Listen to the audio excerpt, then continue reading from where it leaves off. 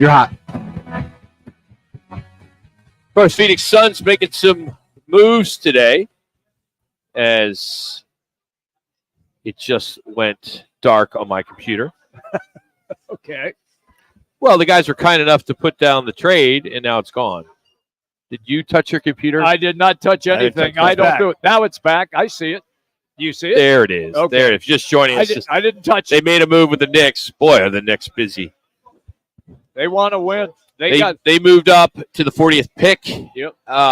Draft day 2. They traded 51. The Knicks now have 51 and 56.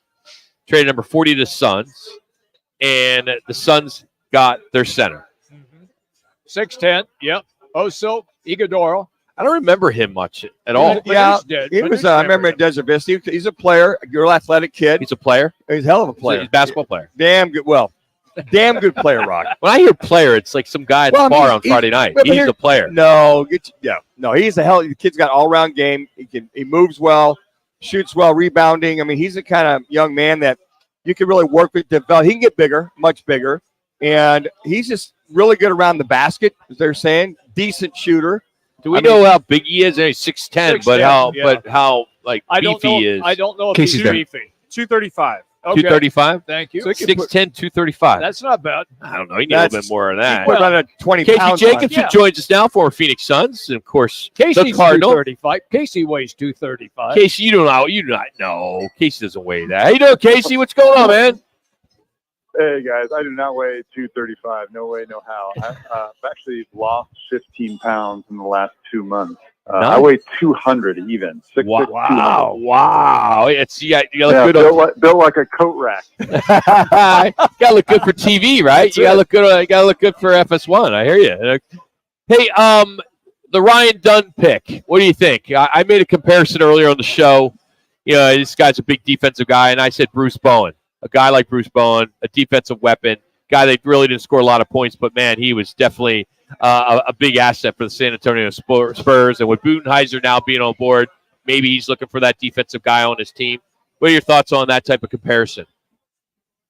Well, first of all, I have nightmares of Bowen playing against him. He was one of the more physical and definitely bordered on dirty player. I know it's a swear word, but there were times where I thought Bruce Bowen, pushed the boundaries there of that. But I mean, obviously built a career and was respected as one of the best defensive players. Was a 3-and-D guy, right? And when Bowen was playing, we didn't use that phrase 3-and-D, but that's what he was. And when you're picking in the 20s. I was the 22nd pick of the 2002 NBA draft. You're not, as a franchise, you're not expecting a starter. You're not expecting an all-star. What you're looking for is a player that could be a role player, maybe develop into a starter.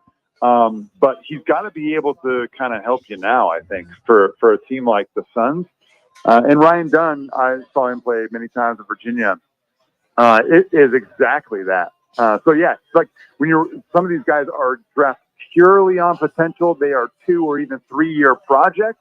Ryan Dunn is not a 2 or 3-year project. He's a guy that the Suns would like to put on the floor as a perimeter stopper or 3-point shooter. And he's long enough that he can finish on the break, dunk over guys and stuff like that. So, but like a veteran, and would be one of the rookies that I think people would expect to play a role right away, and not a 2 or 3-year project. Casey, with all that being said, with him going to the hoop and not having that great shot per se, does the defense outweigh the offensive side in this Suns offense, you feel? Yeah, I mean, he's a better defensive player than he is an offensive player, but, offense is still the harder to find asset. If you ask any scout or anybody that knows, evaluating basketball, you can find guys that are better defensively than are offensively. That's why, James Harden is an MVP despite the fact that he can't guard a bar stool. It's just, it's one of those things. But I actually think that Ryan Dunn can do both. I think he could score for you offensively and defend. Casey, I'm real curious. Where do the Suns go now as far as finding a possible point guard who can at least come off the bench and give them minutes They went and they selected a 6'10" center, local kid from Chandler, Desert Vista High School. They just selected him in the second round to back up Nurkic. I'm just curious what you believe that they need to do now as far as free agency will be good. I don't know. I don't have a draft board in front of me, but if we're looking at point guards, who are the point guards that are still left out there? I just saw KJ Simpson from Colorado got scooped up. He'd have been a nice little piece, a guy that can defend, can score, can pass, make decisions like that. Who else do we have on the big board that's still left over? There aren't many. There aren't many now. You got like passed. Trey Alexander, Tristan Newman. Yeah. Just a couple names there. I'm not sold on those guys. Tyler Kolek was the guy I was hoping they would get out of Marquette, but he's gone. Yeah. So I saw Jamal Shedd also went off the board. A nice little pickup, I think, for the Sacramento Kings. Yeah. Even though Jamal Shedd's small, he's one of those guys that'll just do all the dirty work and has really developed into a shooter. Tristan Newton is an interesting one to me as a second-round pick, just because Tristan Newton has been at UConn the last 2 years when they won national titles. Did not start his career at UConn, kind of developed into a player, transferred, and became just, one of the studs. His size is awesome. I believe Tristan Newton's about 6'4", 6'5" at the point guard position. Not an incredible speedy player, but really plays under control, has developed into a nice shooter, very good decision maker, and just a tough competitor. In the second round, a big point guard that's been on a winning team and has led, his organization to back-to-back national titles. That would be a nice, to me, a good play if you're looking for a good decision maker in your backcourt and a little bit more of a safer pick in the second round than some of the other big swings you might see. Casey, with the French players and international players look like they pretty much were the soup du jour, the first 10 to 15 picks. Why do you think they're ranked higher than the domestic guys in reference to what we're seeing in basketball nowadays? We know the game has grown, but when you see these young guys, the Wembanyambas, last year, why do you think the ranking as far as them coming out with more value as opposed to our domestic guys? That's interesting. I don't know the official answer on this.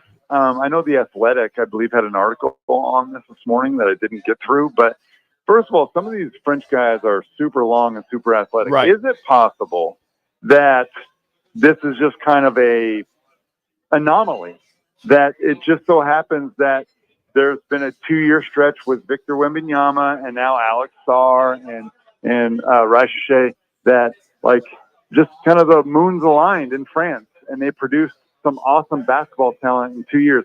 I don't think this is going to be the norm where you're getting French guys every single year in the lottery. But I think it'd be also silly of us to say that the Wembanyama thing didn't have an impact on this. His success and 3 minutes, where he came from and his development in France, certainly from everything that I've seen, read, heard about Wemby, he was a serious NBA prospect. He didn't come to America. He wasn't like, hey, I'm in France and we don't produce enough good NBA talent. I have to go to America. He was like, no. I can play in the French league. I can develop with coaches and trainers out here. We have all the infrastructure and everything that I need to become a good player. And he did. And there are others behind him. So I find that interesting that these young players who maybe 5 or 6 years ago would have been like, hey, do I need to move to America and go to college? No, I'll just stay in my homeland and develop as a pro. 2 minutes. And if I'm good enough, they'll see me. And I'll be drafted lottery. I find that interesting and fascinating. All that being said, it's all said and done with Mike Budenholzer and this Suns team. You think they're set to go? Training camp literally right around the corner in reference to this team coming together, talking about having Devin Booker go ahead and work on his three-point shooting and bringing this team even closer together. How do you see with this draft and this team moving forward as they get ready to go into camp here in a couple of short months? Well, I just can't wait to see this team have some more time. I know we all want it to happen yesterday or the day before yesterday, but that's just not how some of this stuff works.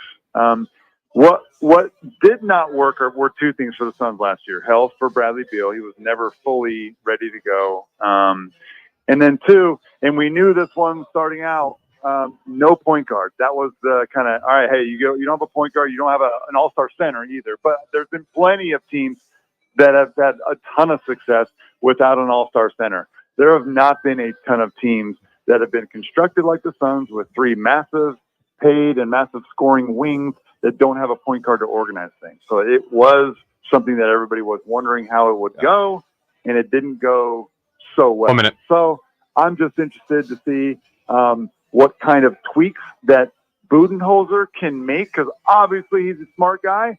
Obviously he knows the weaknesses of this team, and obviously he thinks that he can solve them. It's got to be his number one thing. We'll see. I mean, I haven't talked to him. Have you guys? But I want to see some of the tweaks maybe in their offense that they might make. But first and foremost, let's get everybody healthy on the floor and see how they go. Casey, before we let you go, about 45 seconds left, the Olympics coming up. This is not going to be a cakewalk for the United States men's basketball team.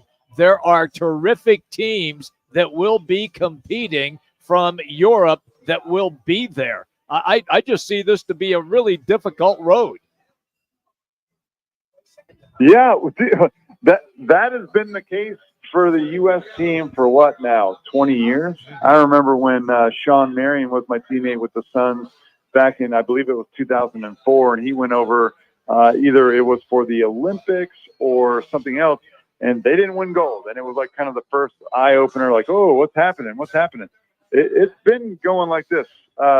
Basketball has been a global game for a long time, and I would say that the lure for the U.S. players and our super teams has been less and less. LeBron, to his credit, has always thought that the Olympics were important. I don't feel the same sense from some of the other players that is as big or as important. So until that happens, until our number 1, 2, 3, 4, and 5 guys think that it's their duty to represent their country and go out and kick some tail, we're going to be vulnerable. And we can be beaten by teams like Argentina and Slovenia and Spain and France and Canada. It can happen. Yep. Well, I know you can kick some tail at Arena 23. They're over at Arizona and Warner. You guys are good pub out there on that. I mean, 120 outside. All the kids inside training or running around. I appreciate that. Yes, we just opened 2 weeks ago, Arena 23 indoor sports amusement park in Chandler. Yes, we have AC, and we have a bunch of sports games that people of all ages can come in and have a good time. Where'd you get that idea? Well, I went online, I checked it out. I'm like, this place is kick ass. Yeah. Well, I mean, it's just, I mean, I'm 55. I mean, I don't know if I can enjoy it like a 12 or 15 or 18-year-old, but where'd you get the idea, the concept? My wife and I, Brittany, ran a trampoline park business in Mission Viejo, California for 5 years. Okay. While we were running that business, I just kept looking around that park and thinking to myself, yeah, trampolines are cool, but you know what would be way cooler? A sports park. And that was just the idea. I didn't know exactly what it would look like, but I was just like, a sports entertainment park. That would be fun. And I've spent many years researching, and I finally was able to open one up and was able to achieve the vision. I think it's really, really fun. And so far we're getting great feedback. Can we come out and do a live show there? Would you be open to that? Of course. You have to come on. You have to sit on. You have to do the show for like an hour with us, though. I mean, that's part of the deal. Talk some basketball for an hour and everything else. You good with that? Yeah, we'll do it inside the batting cage. I'll hit balls while we do an interview. Awesome. Deal. I like All right, we will. Let's get that conversation going, and let's do this in the next month. So we'll make that happen, Casey. We appreciate you, man. Thank you. Thank you, guys. Have a good week. That's Casey Jacobsen joining us. You can follow him on Twitter, CJacobsen23. So we'll be out at the arena. Why not? That'd be kind of fun. Sure. He's brought to you today by All City Towing. If you're looking for a career with incredible benefits, maybe you're looking for something new, go to allcitytowing.com and search careers. That's allcitytowing.com and search career. Coming up next, we need a contestant